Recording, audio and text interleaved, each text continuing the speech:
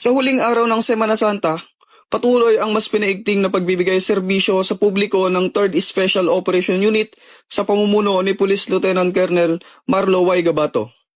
Mahigpit na ipinatutupad ang police visibility sa iba't ibang lugar tulad ng mga simbahan, terminal, dalampasigan at mga pantalan upang matiyak ang kaligtasan ng mga mananampalataya, turista at mga biyahero na nagsisuuwian matapos ang paggunita ng banal na linggo.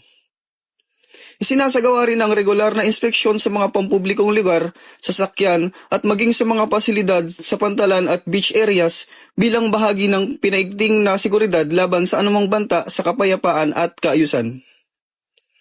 Ayon sa pamunuan, layunin ng kanilang presensya na magbigay ng agarang responde sa anumang insidente at tiyaking ligtas ang bawat mamamayan sa kanilang paglalakbay mula sa mga lansangan hanggang sa mga baybayin. Patuloy ang paalala ng kapulisan sa publiko na maging mapagmatsyag at makipagtulungan sa mga otoridad para sa isang ligtas, maayos at mapayapang pagwawakas ng Semana Santa.